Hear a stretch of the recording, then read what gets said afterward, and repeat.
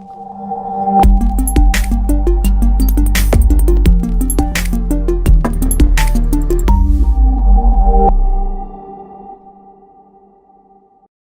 hello everyone, and welcome back to another podcast episode of Restore Black Presents Soul Gold. And I am thrilled today to be in the home of Fowokan, a sculptor. He's from Jamaica, and we're in his beautiful home.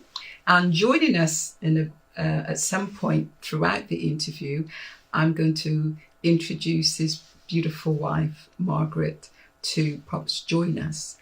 And we're going to be looking at some beautiful sculpture. We're going to learn and talk about the beginnings of these beautiful creations. And so I'd like to introduce you now to the one and only Fowokan. I'd like to welcome you to Restore Black podcast. First of all, I want to say a big thank you for accepting my invitation to be on my podcast. And not only that, for accepting my invitation when I said, could I come and film it in person in your home, because of the beautiful creations that we can see, or the beautiful sculptures that we can see behind us. And there are just a few of them. These are just a representative of your life's work. Is that correct? I would say that, yes. So welcome. So in my hand, I have your book, Becoming Fowokan. And I was visiting a friend's home, and I was sitting there minding my own business. And I looked across the coffee table and saw this book. And I looked at the cover, started to flip through the pages, and I found myself putting my legs up on the sofa, which tells me I was in for a very comfortable read and enjoyable. So I got the book, and then I said I needed to interview you. So thank you. So we're going to talk about Becoming Fowokan. I would like to know, and I'm sure our audience would like to know, who you were before Becoming Fowokan and since then. So maybe we could start by talking a bit about your childhood and where you were born and grew up. Born in Kingston, Jamaica, at Queen Victoria Memorial Hospital, downtown Kingston. 1943, April the 1st. Okay.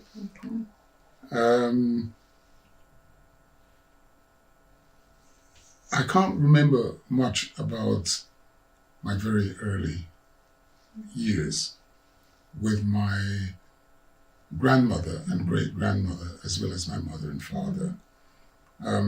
My grandmother and great-grandmother went back to St. Anne's. They came from a little village called Content. And I think when I was about 2, they went back to the countryside. So I grew up with my mom and dad, but with lots of relatives around. Okay. My mother's brother, he is also a Gibbs. My mother's father, and a lot of the children of a white Welsh couple called Williams. Right. They had children, and one of their children had 7 daughters. And my great-grandmother was one of the 7 daughters. It's a large family. But of course, nowadays, we've not been able to keep in touch with, that side. When I was growing up, there's a period from the age of about 4 to 11 or 12 when I lived in my mother's aunt's daughter's house, downtown Kingston. Yes. Then there was a hurricane Right. totally destroyed Kingston. And as a result of that, my father was able to get a piece of land up in Mountain View, which is on the east side of Kingston. and they built a one-room house, and we moved into it. And I spent the rest of my time in Jamaica in that house. Life was tough, because my father was not very literate, but he was able to do business because he ran his own bakery after a while, but he wasn't able to write a letter. My mother, she did all the reading and the writing. And what I discovered later was that growing up in the countryside, little boys didn't go to school after a certain age. They had to go to the fields because socially the daughters are more protected. They would go to school. Yeah. So they're the ones who were educated to a certain level, whereas a lot of the older, like my sister's husband couldn't read or write, but he had the ingenuity to make a living driving and delivering stuff in Birmingham many years later. But that was the norm. Yeah. But I was all right at school, at kind of primary school. But life was tough because of my names. My grandfather christened me Keynes, Keynes, Kennes, which is an Irish name. And I got George as my middle name, and my last name Kelly. So, and I'm born on the 1st of April. Right. So at infant school, they used to tease me and call me Kelly with the electric belly. And then the middle name is George, which is George of Borgia pudding and pie. Yes. That's the girl. And they would make my life a misery, just using those names to tease me. But it didn't kind of affect, because I was very curious. I needed to understand everything.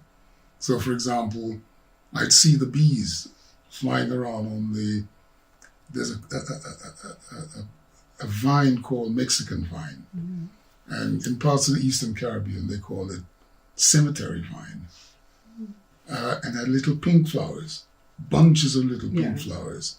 And I'd see the bees, and then I realized that they were making honey from the extraction. So I decided I would get bees to make honey as well. So I'd get a jar, and I'd learn to catch the bees. The bees would perch on the flower, and I would grab the two wings together like that. And of course, it can't sting me. And I'd drop it in the bottle, and I'd fill the bottle with bees and Mexican vine flowers, and waited for the honey to come. And did it? Of course. No, of course. It was a far more complex system with the queen bee and the drone and all that kind of stuff. So it took a long time for me to understand that, reading in books. But to discover the thing for myself has always been. So I'd see ants running around.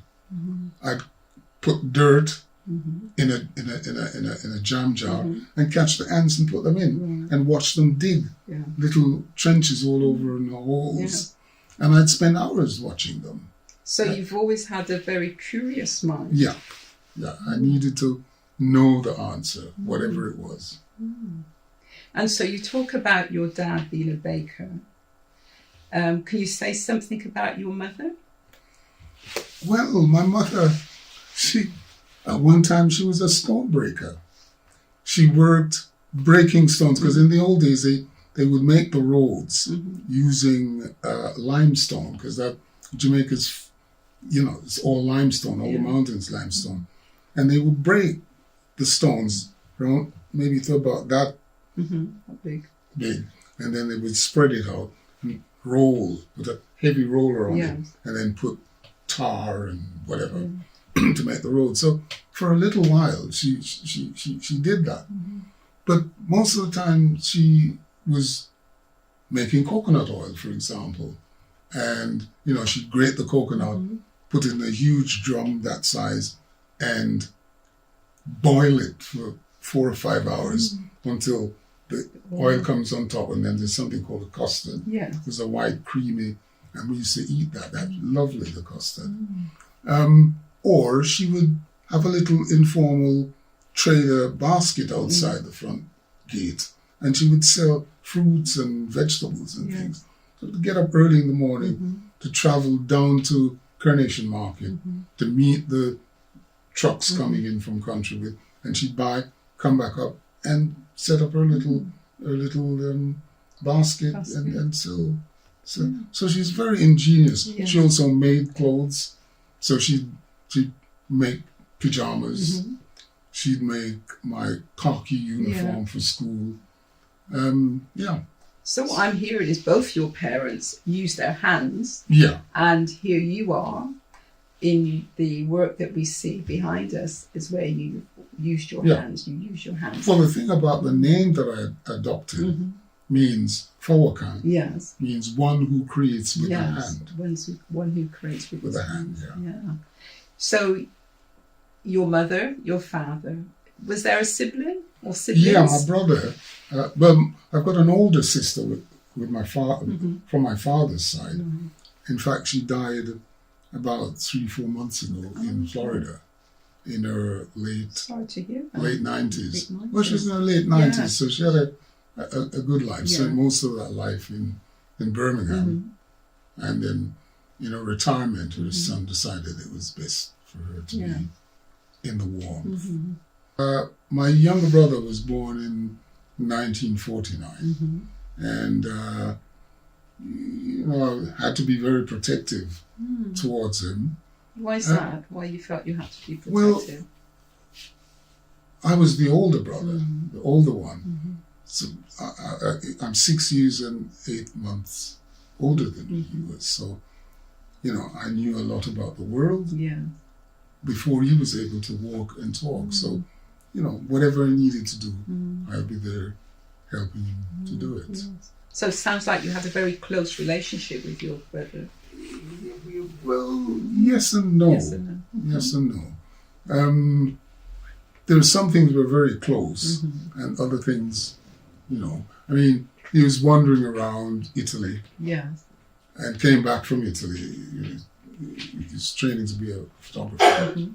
Kept wandering around Italy with his camera, and he came back and found a drum kit in the basement that I had bought. And he picked up the sticks, and it transformed his life.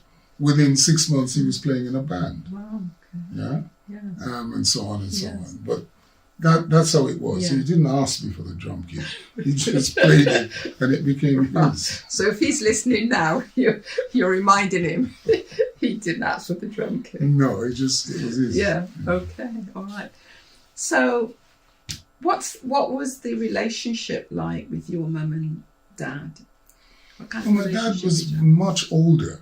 My dad was he was born in 1903, and my mom born in 1920. Okay. So it's quite a difference in age. So he's a very fatherly character around. Yeah. And he used to cook the special meals. So at Christmas time, the old lady wouldn't go anywhere near the kitchen. Right. He would do all, because he grew up with Chinese. Say more about that. Sorry? Yeah, say something more about Yeah, he grew up with, because he came to Kingston when he was about 9 or 10 to live with his older sister. And he did all kinds of things. He tried boxing for a while. Didn't work. And then he ended up working in bakeries that were owned by Chinese people. And, he had good relationship with them, because when he opened his own bakery, he couldn't get flour, because baking flour or bread flour or bleached white flour for making bread was very difficult to get hold of. Because of its scarcity, you needed to be part of a quota. So only if you're a part of that quota would you be, and the Chinese controlled all of that. Right. So nobody else could bake bread apart from them. and all the bakeries were Chinese owned. But he developed sufficiently good relationship with the Chinese, so he was able to get flour to bake bread in Jamaica. But I think also it introduced them to a more exotic kind of way of life and eating. So, for example, I used to go to see him at the end of his work day on a Friday, about maybe 4 or 5, and I would have a look around the bakery, and then I'd go upstairs, because upstairs is where the Chinese family lives, and the place is designed in such a way that they can stay up there and look and see all that's going on down, right? And so I used to go out there and play with the little kids. And the first time I ate anything that was really exotic was once they offered me some food, and I said yes, and they brought a plate of egg fried rice. And that was the first time I ate stuff that wasn't kind of Caribbean, egg fried rice. And so that's the kind of environment my dad was familiar with. So at Christmas time, he would do all the cooking. At Easter time, he would bake special bun and so on. But my mom would be the one who controlled the family. Everything we did had to be done through her. So a very creative family, that's what I'm hearing. You know, everybody working with hands, your dad, your mum, and your brother with the drums, and also you. So let's move on a bit to your teen years. And so you're born in Jamaica, grew up to a certain age in Jamaica. So how old were you when you came here to the UK? 14. You were 14. Yeah. You came with your parents, or? No, my father came in early 56. My mom came a year later, in February of 57. My brother and I came in September of 57. So I was 14 at the time. Okay. So you were left in Jamaica? With my mother's sister. Right, and your brother. And she was a single woman at the time, and she moved into the house. And in fact, one of her sons still have a house in Mountain View. You know, she was a good aunt, but introduced me to a whole new way of seeing religion, for example. So my parents were married in a Methodist church. I was christened in a Methodist church, but I went to a Catholic church, Sunday school. But my aunt was a strict Pocomania follower.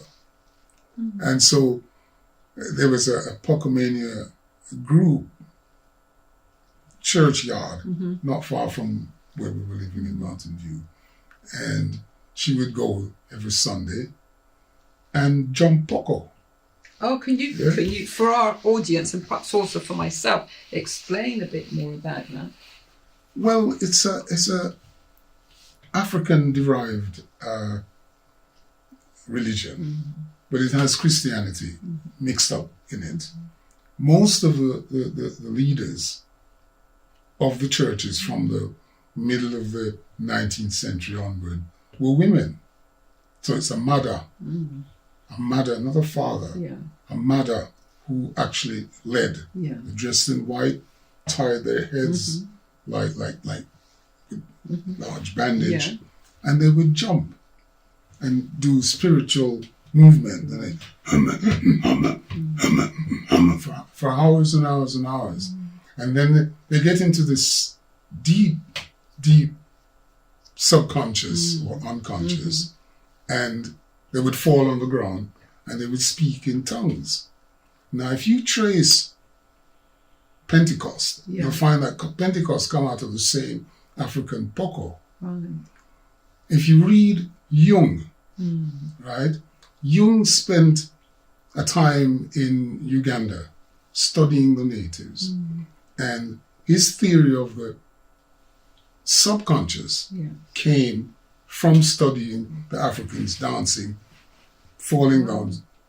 And they invited them to fall, but he said, no, I'm not going to go down there because I'm a civilized white man. Yes. However, he had a huge theory of the unconscious and the subconscious. And it came right out of that. Wow. So but Poco is far more complex in Jamaica because it has Christianity, it has African, and it has Indian. Yeah. So a lot of Hinduism came to Jamaica, and that also contributed to the Poco mania. Yes. Well, you certainly have taught me something today because I wasn't aware of that with Young. So I will certainly It's go worth looking at. Yeah, so thank you for that. So moving along, so when your parents left you and your sibling in Jamaica, I'm wondering about the impact that may have had on you being separated from them. No, not really. Didn't, because that age would have been, I'd be 13, going on to 14. Very independent. Yeah. There was a group of young people living in the yard because it's like a large piece of property with a gully where the runoff from the mountain took the water down to the sea. Yeah. So nobody was able to live there down in the gully. And we lived on the verge of the gully. Yes. And it's leased land, so it's all cut up into little blocks.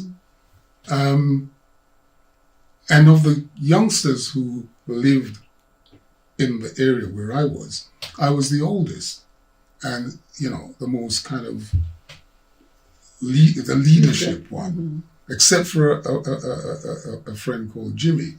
He was a couple of years older, but very bright. And he used to send off to London for magic.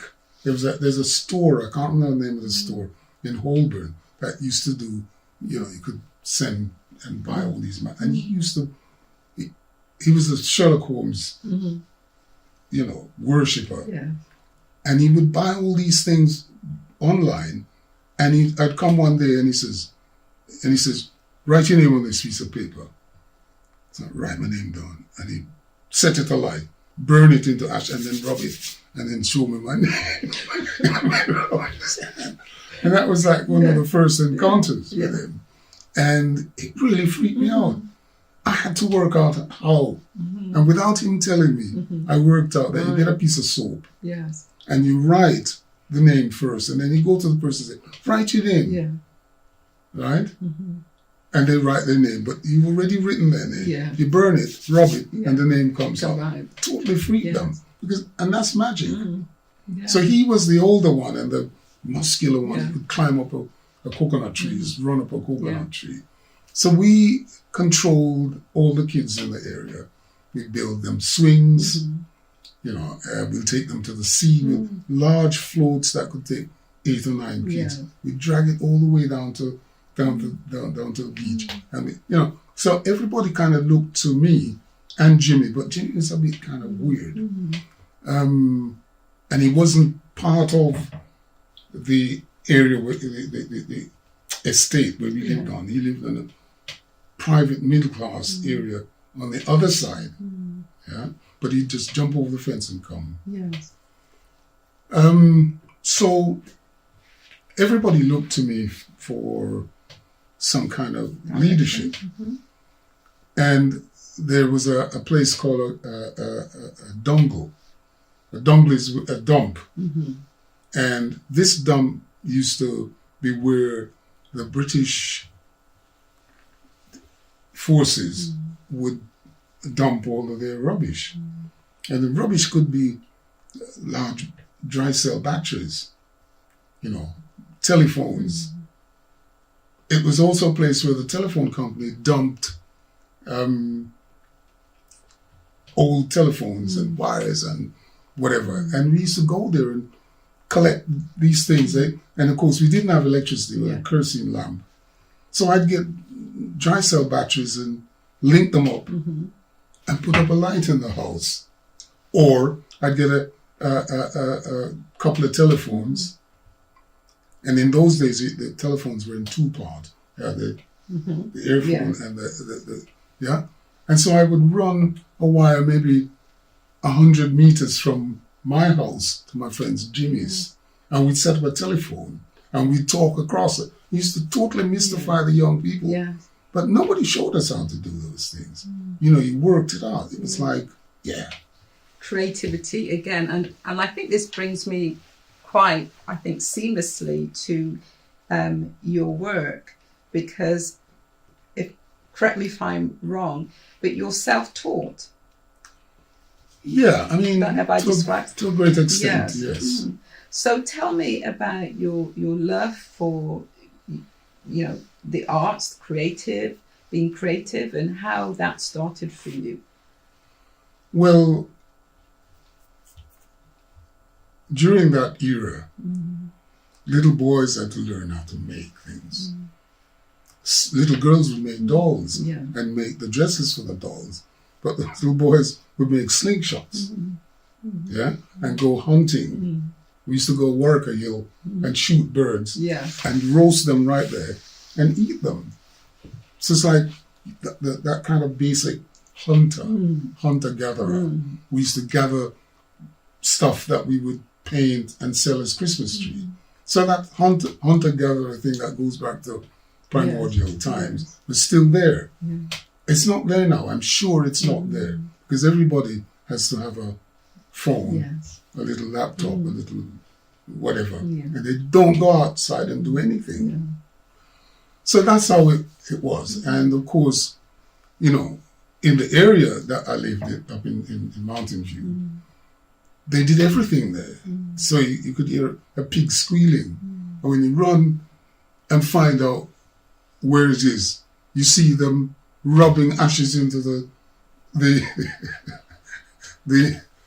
scrotum of the pig. They just grab it, cut it, and cut out their testicles and rub ashes in. To seal it. Get rid of any kind of... And so this is life going on around us. So we understand things like that. The brick makers, they're whole and they get the clay and put the water in and they trample on it, and then they put it in the mud in a mold, pull the mold off and drop the brick, and it would dry, and then they'd build a kiln. Maybe a couple of weeks later they would fire the kiln. So they'd set the kiln and light it, seal the top, and then leave it overnight to fire. And then maybe 3 or 4 days it would gradually cool.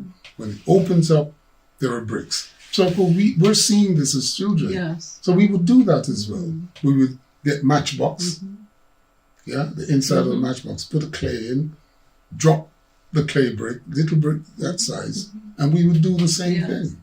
Yeah. So we imitated the life that went on around. Didn't castrate any piece. No. I did read it. I did read in your book about your time spent with the bricklayers, the older men, that you would for hours. And you would even eat with them. They would do what they call running a boat. Yeah. So you'd go off because they say, "Oh, we're going to run a boat now today for lunch."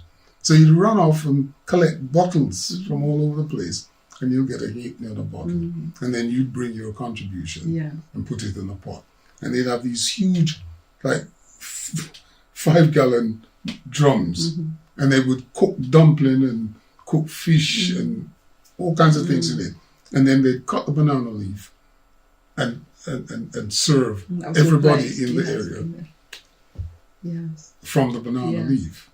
And that was called running a boat. And so you learn to cook, not just from your mom and dad, but from those rough men.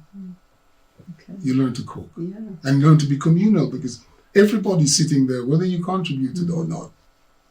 As long as you get a piece of coconut leaf, you'll eat. You would eat. See? So we also made things like little yabba pots, because we could see the women making yabba pots. And we would make yabba pots and fire them. Tiny little things like that. But it was imitating life. And some of those pots, I know I can see them around this room, and we can talk more about them. But I'd like to think about or talk about some of your sculptures here. And when did you discover that you had this gift, this talent to create, that to be able to look at a piece of clay and create something from it? Well, in the 40s, when you went to elementary school, because elementary school started from 5 up to 14 or 15, I think. The first thing they taught you, before they taught you how to count your ABC and recite your ABC and the 1 and 1 makes 2, 2 and 2 make 4 and stuff like that, they gave you clay.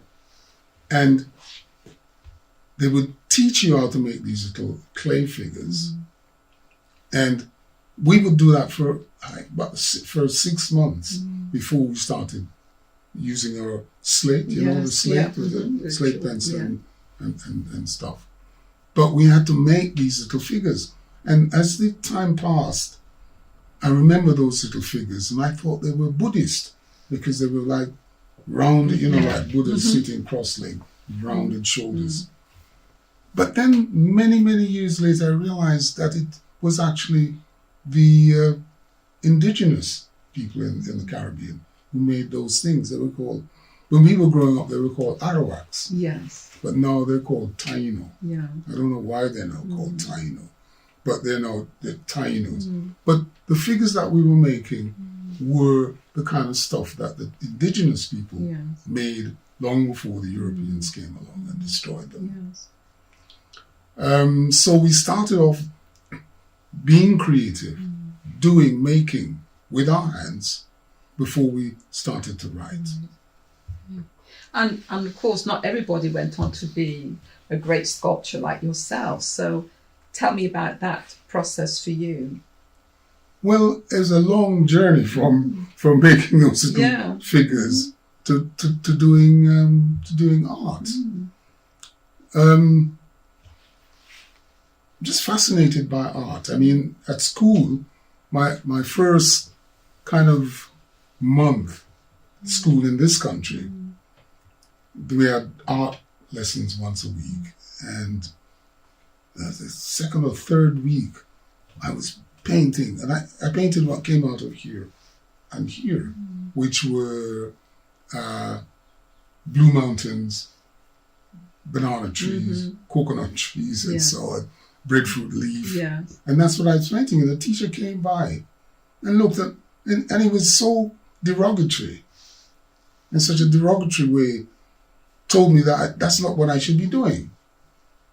And I looked at the other kids and they were painting this really viciously nasty landscape, which was like brick houses with chimneys and smoke coming out of them. That's what they were. And I'm thinking, no, that's not what's in my heart. Yes. And therefore, I won't do any more art because, and I think it was at that time I realized that I didn't come here to this country to be made into the image of the people. I had to bring something. Yes. I don't know what it was, but I had to bring. And at the same time, just before I started school, my mom took me to sign on at Lambeth Education Office. And we're crossing the road, and this little mad Jamaican boy said to my mom, listen, don't make your picnic talk like them people here. Don't make your picnic talk like them people here. And that has always stayed with me, because I think what he meant is, don't let him walk, talk, laugh, dress, behave like these people. Be yourself. And yourself came from Jamaica, already made, fitted, fixed. So as time passed, there's a portrait in there, a self-portrait of myself, painted in watercolor. And I just did that because there was nothing else to do one day. I painted the thing. And then I knew an English woman who worked in a store along Kings Road, and she needed her flat redecorated. We volunteered and we went. And she had a Picasso painting on the wall. And it was of a candlestick and a saucepan. But it was like an optical illusion. Yeah. It's a famous painting. I think it's something on the candlestick. And it just really sunk into my head. And so I went home. The weekend I went over to Balham. This is from Brixton, because Brixton is where we came to when we arrived.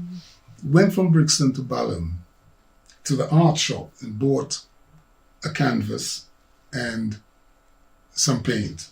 And I painted that thing from memory and gave it to my friend for his birthday. And I often wonder if he still got that.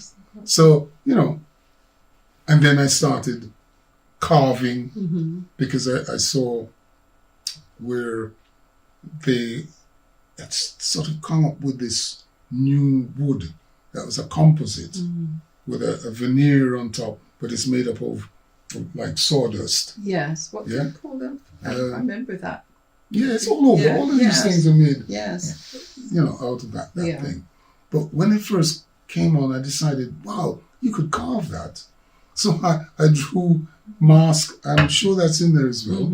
Mask and some African spears and shield. Yes. Carve into the wood and then paint. Yes. So it's like a relief. Yeah. I've still got that somewhere. But then I started doing the music. I started practicing the flute and the congas. That's a long, long story. I used to play the rhythms on my knees, listening to the jazz music.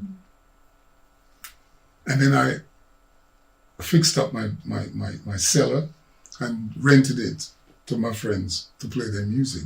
And while they're playing, I'm practicing on my knees. And then somebody told me that Eartha Kitt's drummer, Eartha Kitt's toured with kind of bunkum, and he sold his drums, conga drums, to a shop up in Balham. Went up there and bought this thing. In fact, just one. Still got it up, and this would have been about 1967, 68. And so I started learning the rhythms. On my 21st birthday, somebody bought me a flute, and I started practicing that. And all from ear? Yes, but eventually, I started teaching myself the notes. Yes. And also the guitar. But I didn't take the guitar very far. But I was able to do recordings with the flute, joined many bands, played up Ronnie Scott, the congas and flutes and stuff. But the practicing of the flute was so intense. I'd sometimes lock myself away for a couple of weeks and just be arpeggios and scales and stuff. And the only way to kind of release the tension was to model in clay. So I go down to Ken High Street and buy bags of clay, and I'd come back and start. I've got 2 figures that I created, a self-portrait and a female figure. They're up in the loft at the moment. So they go back to the late 60s. I'm curious, as a psychotherapist, you said about releasing the tension. You would use clay. Can I ask about what the tension was for you? Well, I would lock myself away, and maybe 2 weeks I wouldn't see anyone. I wouldn't come out unless I go to get food and come back. So there's a weird feeling that evolved, and a aloneness. And the only way to get rid of it was to squeeze. And that was squeezing the clay. But from squeezing the clay, you come to shaping the clay. And objects came out of that. But that didn't lead me into art. No. There was no, it was just a therapeutic thing too. And then there's a finished object, and you release that pent up stuff that has been building up for a couple of weeks that you don't see anybody. The only time you see people, you go out and do some shopping, come back in, and you'd be... Yeah. But that was your choice to stay in, was it? Not to hide away, to be away from people. Was that a choice of yours? It had nothing to do with people. I needed the time and the space to focus and concentrate on the sound that was coming out of the flute, that I was producing and correcting and improvising, because that's how you improvise. Yeah. You learn the scales, you learn the arpeggios, and you just put them together. Okay. That's jazz, anyway. Yeah, the jazz. Yes. So let's say more. Talk to me more about the clay and. Well, like I say, it was the easiest way to release the tension was to squeeze the clay. And I only have 2 pieces that I did during that period, and then moved on to something else. What did you move on to? What did I move on to? I moved out of that space, moved into another space, and during that period, I started playing in bands. Yeah, did a couple of gigs at Ronnie's, and joined a band. That little band from Ronnie's eventually became a band called Simandi or Simandi. Yeah. And so it wasn't being on your own, beating your knees or going crazy with the sounds and flutes in your head. It was organizing, even though it was very loose. Yeah. It wasn't rigid. Right. You know, it was all improvising. It was the conga player, myself, a bass player, and a guitar player. And everybody would improvise. So it was pretty free. Yeah. And that was really enjoyable. Problem, though, was with the band, I ended up going off to Italy for a month, camping. When I came back, the band was reorganized into a full band with singers. My brother, by this time, was the drummer in this band, and my cousin was the saxophonist, and the band became really famous in the US. But I went to the first recording. This is Jewish, but before that, another band, some Jewish guys came and saw us.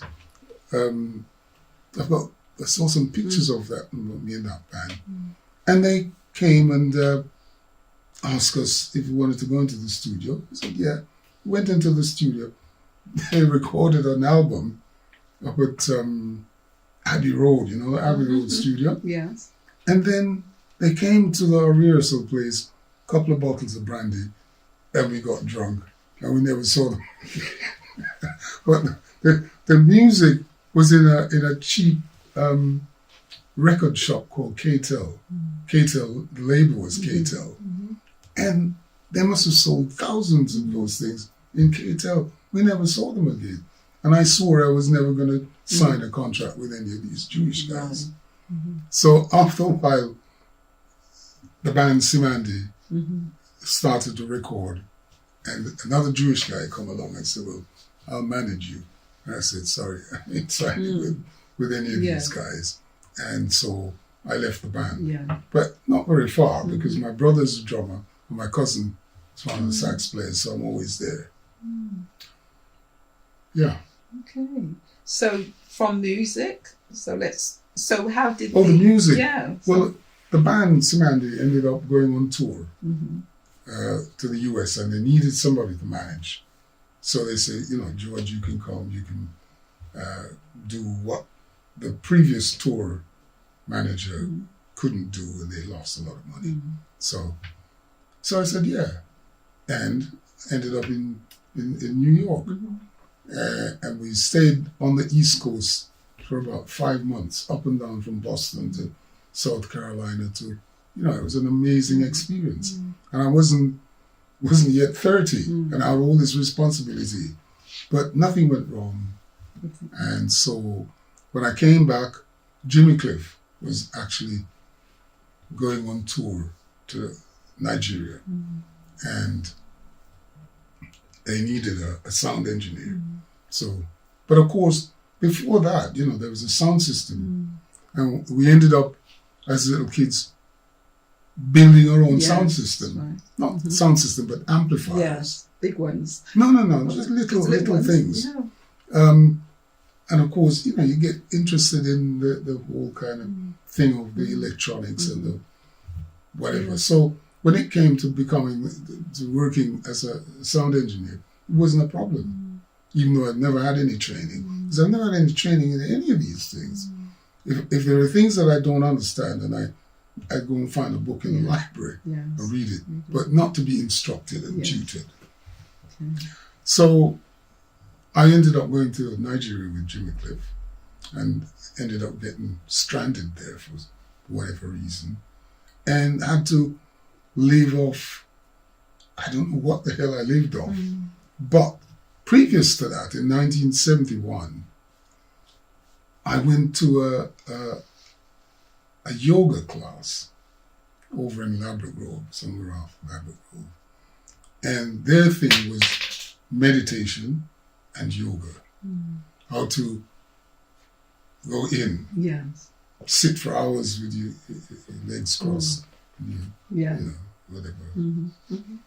And so I was able to go really, really deep to the point where I could see things. And that technique of meditation, but I also did yoga so I could put my foot over my whatever and stuff with my body. Can you demonstrate? You're joking. Just No. But I did that meditation for about 13 years. And it really, if there's any stress, cross my leg, go inside.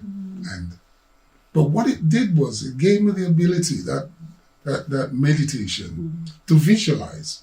So you sit long enough and you can see images that comes, if you go deep enough through the blank, you come to images.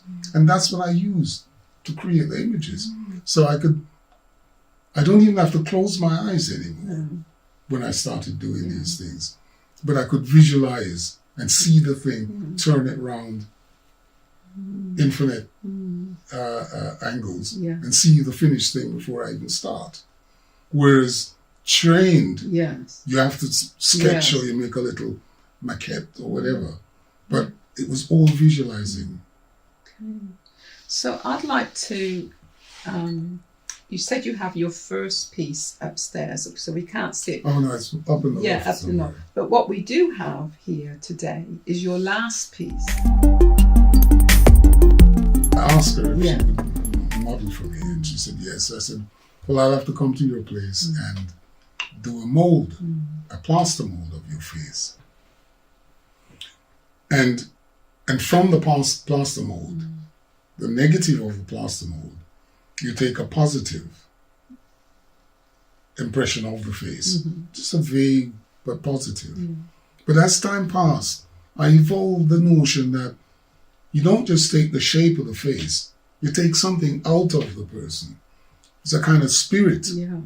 And so a lot of the pieces you can see a kind of spirit. And trained sculptors don't sculpt like that, So you take the spirit out of the person and you put it into the clay, and then from that comes the thing. So the final piece. So she agreed, and I made the mold and then created a plaster of the piece. Not just the face, but the hair, long locks coming down, and breasts and whatever. But that was made out of plaster. Now, again, I taught myself to use ceramide plaster. Ceramide plaster is finishing, see the wall, the finishing plaster. There's maybe a couple of different plasters behind it. And many, many years later, I discovered that the very thing I was doing, they were doing in the 19th century. So somebody asked me, the Metropolitan Museum, London Metropolitan Museum, they've got not museum, archives, London Metropolitan Archive. They've got a plaster cast of a famous writer, Keats. Keats. Mm-hmm. You know of Yeah. Keats, the Mhm. writer. Yes. They had a plaster cast. So when he died, they took a cast because that was the norm to Yeah. take the cast. But also, the artists used to take plaster casts and to get the bone structure of the person that they were painting. So they don't paint the detail; they paint the bone structure, and then they put the details on it. Yeah. And I thought I created Yeah. something because that's exactly what I Yeah. did. But it took me maybe 30 years to realize Yeah. that they were doing it long time ago. But nobody talks about it. I've never read anything Yes. about it. I thought, wow, man, you're a master. Yes. So what is the name of this piece? It's called, it's to do with the first humans. Oh, And yes. there's a term, what was it? Yes, What was it? I'll find it in your book. Mitochondrial, It's Chondrial the original Eve. Eve, is that right? no, mitochondrial Eve. And it's about the original, Yeah. yeah? Yes. But to me, there are all these different creation myths. And Adam and Eve is a Babylonian creation myth. If you go to China, you'll find creation myths. Yeah. If you go all over Africa, everybody, Yoruba people are a creation. And so we get sucked into something that the Europeans have taken. It's nothing to do with them. They tell you that first humans were Africans. First humans were Africans. And then the next sentence, they said, well, those Africans live in tree and they're monkeys and savages. But however, we evolved from them. Yes. But we're not monkeys and savages. Even though, when you look at most monkeys, the color of their skin is not like black people. It's closer to white people. Right. And we look at it and it doesn't have any effect on us. But they look more like monkeys than we do. We might look like chimpanzees. Some chimpanzees, we definitely look like gorillas because they have black skin. Yeah. But all the other monkeys, the rhesus monkey, is pink. That's right. You understand? But they don't see themselves as monkey, even though they are supposed to have evolved from the African, evolved from the monkey. Yes. So I did that piece and called it Mitochondrial Eve. But it took nearly 20 years To finish. to finish. After I made a plaster, a cerebite plaster I just didn't feel the vibes to finish it off. And it was always in my workspace looking at me, always behind me looking, saying, George, when you going to finish me? Yeah. When you going to finish me? And then I got to the point where I knew that this was coming to the final phase of what I was doing. And so I decided to complete it. And at the time, there was this big thing going on about mitochondria. And so I just named it that So that's Eve. where the name. Yeah. But even though, like I say, Eve is a Babylonian. Yes. And Babylonian people are not white people. No. But Yes. if you see a painting of Adam and Eve, Yeah. they ain't going to look like a Babylonian. They look more like a Germanic, Yes. Nordic type. It's true. Blonde, blue eye. Yes. And the whole thing is very, if you start to study it, you get tough and say, no. I'd rather go back to Pokemon and jump and catch spirit and speak in tongues. Yes. So can we talk about another one of your pieces? There's this one. It's right behind me, but we'll bring it a bit closer. Now, I feel drawn to her. When I was sitting here and I came in, her eyes. There's a slight look in her eyes as if she's looking, but looking down. So I wonder if you can tell me about this piece. Well, this piece is called Lost Queen of Pernambuco. Oh, okay. And Pernambuco is a place in the north of Brazil where the slaves revolted and escaped the Europeans, that's the Portuguese and the Dutch, and created their own kingdom called Pernambuco. And they weren't vigilant enough. And so after about 90 years, the white people gradually came back and enslaved them again. And so that is the story. And you can read the signs, the symbols. The one side of her hair is natural. Yes. It has nails, harsh nails. And then the other side has got a wig, a plastic wig that looks like a straight white person's hair. Then you can see where she's got steel, a steel belt around her that holds her in. So she can't really be her real self. She is what is expected of her. Yeah? So she will, you know, I don't know what the word is. That would say she would break out. No, Yeah. you know, so she can't break out. No. Because it's steel. Yeah. Yeah? You see the steel? So that's the state often women in the West are in, where the culture, fashion, tradition forces them into. And they will look at the African and they laugh at them.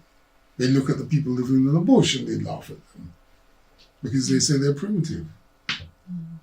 But, you know, it's like Africans worked out a long time ago how to control birth. So the woman would feed her child for as long, breastfeed for as long. And as long as she's breastfeeding, the mother won't become pregnant. You with me? Yes. And they would say that's barbaric. They say there's a primitive people, they don't know nothing. They won't come and we'll give them some contraceptive pills. And it's a weird kind of world where they have no respect for anything outside of their own little bonded, bandaged reality. Yeah. It reminds me of something you said earlier on, as you call it, this rude boy that said to your mum when she was taking you about not to, no make them what? Oh, no make you pick me and talk like them people. Yeah, so the sense of to be yourself, you know, and by being yourself, we have this creative force that comes through you. Yes, because it wasn't, you know, I could have stayed in that class. That art lesson. Yeah, you could and listen have to the the teacher teach me how to plain smoke coming out of a chimney, which is not instinctive, intuitive. The only time I would see smoke coming out of a chimney in Jamaica is at the cement factory. You know, long chimneys, and they're burning the stone to turn it into cement, and you see the smoke. Yet everywhere you look, there's smoke. And then there's fog. You know, the first time I've seen fog. Couldn't cross the road. So I had to keep that bit of Jamaica, those 14 years that I brought with me here, to give me strength. And it's that strength that you see expressed in the arts. And so when you describe the art to me, what I'm also sensing, there's a sense of activism in your work. Activism in the sense of... Well, you're fighting against the system. Well, indeed. There's only, if you look in that book, you'll only find a picture of one white person. Yeah? Okay. A man bought one of my pieces at the Royal Academy and he tracked me down and says, listen, I'd like you to do a bust of my son. He said, I know you don't do white people, but... And this is a man who was manager of some famous bank that went bankrupt many years. He says, I know you don't do white people, but I'd love you to do my son because your work is oozing of spirit. And I'd like you to express that spirit through my son. So, well, I don't really know, you know. Anyway, he convinced me. And I actually did and you will find the I'll bus. find it in the book. In the yes, and I'll put it. But of course, it was a weird experience because I took a mask off his face, and he would have been about 11 at the time. No, maybe 12, and started. But he was in a private school, so you could only see him when his mom took him out, and it was his father's turn to. So it took about 4 years. So the sculpture started off in a pre-puberty, and by the time I finished it, he was a big man.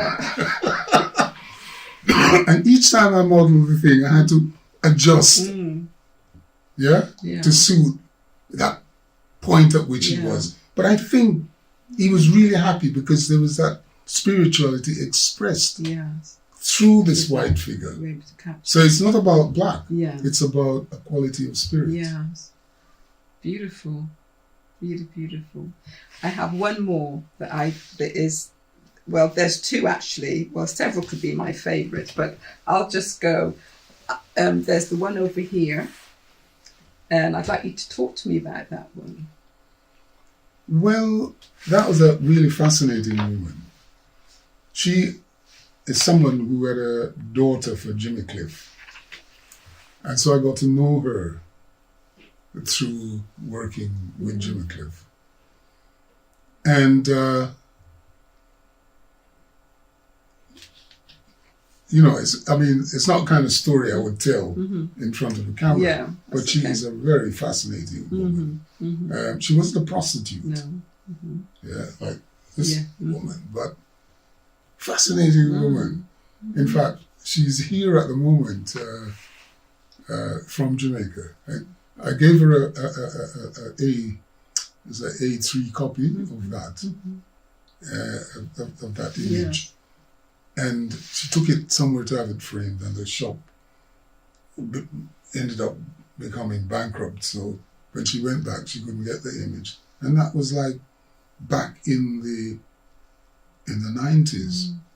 And she's been trying to get a copy of it ever since. And I got a text from her about a month ago to say she's back in London and she must have a copy. Well, I worked out a copy to get printed and sent to her. But really fascinating woman.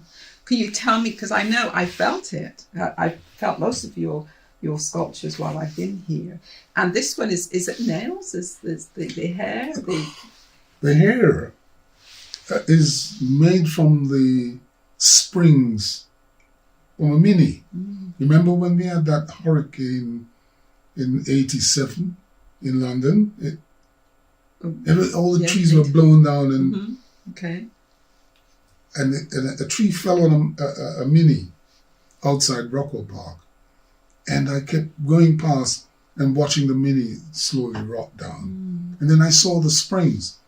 And I thought that would make a good for the piece. Because I was in the middle of. And so I took the spring out and cut it up. And that's the hair. That's the hair. But the piece is made of oxidized steel powder, iron powder. So it looks rusty. So what I do is I make the mask out of fiberglass resin and then coat it with a layer of iron powder in resin. And the actual mask itself was on the roof for about 3 years. Then I brought the mask in, and somebody said, you should make that into a sculpture. So eventually I added the body, but the body is not oxidized.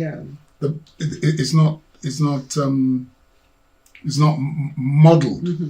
It's fiberglass and resin with the powder, and then I used a particular technique to oxidize it. So instead of putting it out in the sun for 2 years, you spread chemicals on it and it turns it rusty. And the name of this one is Meditation Beneath the Duppy Cherry Tree. Meditations beneath Duppy Cherry Tree. Duppy Cherry Tree. Well, the Duppy cherry is a fruit, is a little berry in Jamaica. They don't eat things like that anymore out there. But you could dry them and they're like raisins. where you can eat them. And that school I told you about, where we were making the toy the little clay figures, the lessons used to be underneath a duppy cherry tree. They'd put these big rocks around in a semicircle around the duppy cherry, paint it white, and you'd sit on the rock. Yes. Right? And the teacher would be by the trunk of the tree. And so those trees were duppy cherry trees. And I always go back to that moment in time. Yeah? Which is a form of meditation. Yes. Sitting there with your clay, modeling your little figure. Yeah. And that. Yes. And when you say duppy cherry tree, are we talking about the same kind of, when we talk about duppies in the Caribbean, the ghost-like? Yeah. The duppy cherry. Yeah. It's named, and duppy is supposed to live under the duppy cherry tree. So you don't walk under a duppy cherry tree at night in the dark. So it's a duppy and the little cherries. Yes. Okay. What I'd like to do now, if I may, is listening to, how you arrive at your work, and because the other thing that came to my mind, you've been recycling before recycling, from very early age, doing all the recycling. But what I wanted to talk to you about, if you could share with us, as you know, Restore Black is about mental health within the Black community. And I'm wondering about your own mental health, how you've taken care of that for yourself. Well, I think, we all have mental problems, or issues, I should say. But by expressing a lot of it and getting it out and seeing it and controlling it, it helps. Yeah. But also going in a meditative state. Yeah. So traveling in Nigeria with Jimmy Cliff, the whole thing disintegrated towards the end of the tour, and I ended up becoming stranded there. How do I cope with the insecurity? Because Nigeria is a weird place. Lagos back then, you could be walking down the street and there'd be 2 or 3 bodies on the street, on the sidewalk. Yeah. And you're stranded without a penny in an environment like that. Somehow, to keep your sanity, for me anyway, it was about going into that deep unconscious stroke, subconscious. And it doesn't matter what was going on around me, I'm in there. When I came out, I was strong enough to go to the next level. But that meditation, which I started in 1971, I did it for 13 years. It was also about being a non-meat eater. For the first couple of years, no flesh whatsoever. And then eventually I started back on egg and cheese. I ended up living in Hong Kong for most of 1972. And so after a while, I had to eat fish. I couldn't cope without eating fish. But I did my meditation and my yoga for another 12, 14 years. Yes. And so when you say you did it for another 14 years, does that mean you stopped now? Or I can be in a state with my eyes open, and I can go in, lock off what's going on outside, even with stuff going on around me. Yeah. That's what I do now. Yes. Okay. And it does help. It does help. Yeah. But you get to 82 and, you start looking at life as it might be. Yeah. You start spending a lot of time triangulating between the past, the present, and the possibility of the future. A future that you won't be a part of. And you know that. Yeah. And whatever you can do to influence, to affect, have a positive effect in the future, then you do it. Yeah. And I hopefully think that, some of the things that I've created, and not just sculpture, I do a lot of videoing where I interview people, talk about Britain before the Windrush, talk about Britain in the 1950s, the people who first came, Yes. and so on and so on. A lot of that is there, which I'm about to put into an archive, one of the large London archives. So those things will be there for the future. And hopefully, young filmmakers like this young man here can go and find stuff that will be useful in terms of black, because it's all black. Yes. It's all black. Yeah. And so, talking about the 1950s and also individuals who came here from the Windrush, you're one of them, and what the climate was like back then, regarding, especially with racism, and the way you said you would meditate. I wonder how then, tell me about any of the effects of what was happening around you during that time, of how it affected you. Well, of course, it does affect, but we had our own community, and it was a tight community, because this was in Brixton, and that's where the Windrush people, that's where my mother, father, my mother's cousins, and so on. So we had and then my cousins, who were like, maybe I was the youngest, so they would be in their late teens, early 20s, and they would go to the blues. They go to the shobeens, illegal, and if there's a problem, they'll fight and mash up police cars and stuff. And those were the people who protected me. So I was able to go into areas and places where, without their protection, I mean, someone come out of a shubeen in Sunwayton Road one evening, and this little white man come up and start following us. And one of my cousins just turned around and thumped him down.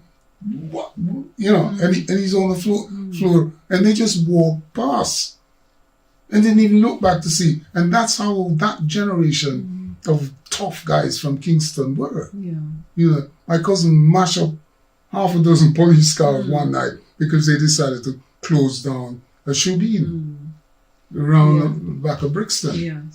And of course, they took him in eventually and beat the daylights out of him in Brixton Police Station. The next the Monday morning, my mom and her cousin bailed him out, and put him on the first plane back to Jamaica. So he never went to court. But they were tough. They had to be tough to survive. But the youngest one always felt protected. I remember once I'm in a blues dance over in Labrador, and somebody come and burn a hole through my brand new double-breasted jacket that I had a tailor called Paul's make for me. First time, they burn a hole through it and look me in the face. And they totally destroyed the man and the little blues dance place. And that was the people who protected me until I then was old enough to move out on my own. Okay. I have one last question for you. I'm holding this beautiful book in my hand, and the life and works of Fowokan George Kelly, Becoming. Let's talk about the name change. I don't know. You'll have to talk about it to that gentleman over there, old Margaret. Hello. Okay. Because she's the writer. She's the writer, and she's written it from interviews and other people interviewing me and other people's opinion of me and so on. But you changed your name. You decided to change your name. Yes, I think I got to a point where there's a moment of transformation. You're born at your ritual welcoming onto the earth, whether you're a Christian or whatever. You get a name change. And then you get to another point where you change your name again. And so I decided one day that I'd reach a point. I created a piece. I can't remember which one it was. But I go, yes, you are now a master. Go and find yourself a name. Went to a black bookshop up in Tottenham and saw a book of African names. And I looked up for the artist. And I saw Ona Fowokan. Ona Fowokan. And so I took the name, not really understanding the real meaning. But what I didn't realize was that Ona means the great one who creates with a hand. Ona, the great one. Fowokan would create. Yes. So after I discovered Ona, I dropped Ona and just kept create with the hands. Yes, beautiful. So I was not far off when I came in and say what a pleasure it is to be sitting with this great Well, sculptor. you got to call me Ona. Yes. Okay. Maybe at this point we could invite your beautiful wife in. Yes. Welcome. Thank you. Margaret. Hello. Yeah, nice to meet you. Yes, nice to meet you too. So you've been sitting, listening on the wings, On and off. Yeah, on and off. So tell me about the book for you, because it is about your husband. It is about George. Yeah. Well, how can I tell you about the book? It's a long story, but I'll make it, as tiny as possible. Yeah. There was an event by a group of artists and an entrepreneur. Alvin Kofi and Ken McCullough were the two artists. And I'm trying to remember the businessman's name, who used to have a shop in Peckham selling arts and crafts and prints. And they decided to promote artworks and artists by black artists, but principally themselves. And they decided to use Fowokan's work and life story as a launch pad for that. Yes. And there was an event at London South Bank University where they had a young artist who was up and coming, who's now quite famous now, called Larry Achampong, who had a conversation, with an older, more established artist. And it was in the largest venue at London South Bank. And it wasn't not only just packed, but there was a waiting list to get in. Right. And at the event, there was question and answer, and someone said, "Well, where can we read about you?" And George said, "Well, there's no books, but go on the internet." And so someone, who I believe was Makeda Coston, said, "Well, someone should be writing a book about you." And my younger sister stood up and she said, "I'm going to write a book about you with my sister Margaret." Yeah. And I was like, "Oh gosh, I'm not sure if I want to be writing about this man." Yeah. And so we started looking at the possibility of writing the book jointly, and then decided that she would write a book that was aimed for a younger audience, like school-age children, and that I would write a book that would appeal to a generally older audience. And so this is how it came about. It wasn't, my idea or Fowokan's idea. It really came out of that event and, my sister Joan's suggestion. And I think after, I'm not sure how I approached Mervyn, if it was when I started writing or after. I mean, I thought it was going to take me about 2 years. Yes. It ended up taking about 4.5 years. And I thought the person who would actually represent Fowokan's work visually, in a publication had to be Mervyn. Yes, and we talk about Mervyn Weir. That's right. Yes. Because, his first solo exhibition at the Jamaican High Commission, the catalogue, which is quite a lot of it is actually in the book, is reproduced in the book, was done by Mervyn. And it just felt that the way in which he actually makes work almost magically, appeal to a viewer. And because, of course, of the history, it felt that it would have been he was definitely the perfect person. Absolutely. And some of the images that are in the book, when we presented them to Mervyn, they were falling apart, they were tatty, they were dull, and there's almost no recognition of the quality of how they actually appear. So Mervyn worked his magic in with the images, but also with the whole design. With this, I mean, even the title. Yes. He chose it out of some of the the chapter headings that it actually came out of, and of course the front cover again. All of that came straight out of Mervyn's artistic imagination. So one creative force meets another creative force, isn't it? That's how it is. And I spent a lot of time, because I didn't want the book to simply be about, a Jamaican-born artist in this country. Because when you look at when he was born in the 40s and what was happening in Jamaica at the time, because, no Caribbean island at that time had any so-called democracy because no one could vote. Yes, that's right. And it was only a year after he was born that people could vote. And even then, it was in such a limited capacity because independence didn't come till like 62, I think, wasn't it? So the book includes information about what was happening at the time in Jamaica. And in terms of this country, it also talks about when he came to Britain, what life was like for black people. Yes. So that you end up with a sort of social and historical context to how, this life of a dark-skinned black boy who came from Jamaica to Britain, and how he survived, within the social and sort of political and historical context of that period. And so few of us know our history. Nobody wants to teach it to us. And if we don't actually go and find out for ourselves, we're not going to learn it. And so I wanted to include in the book historical pieces that would inform us about ourselves, and to inform clearly others who don't know about black people, because there are not many opportunities to read about ordinary you and I. And whilst Fowokan isn't ordinary, he's also he's an extraordinary person in terms of what he does. He's also a very ordinary person that we need to know about as well. That's right.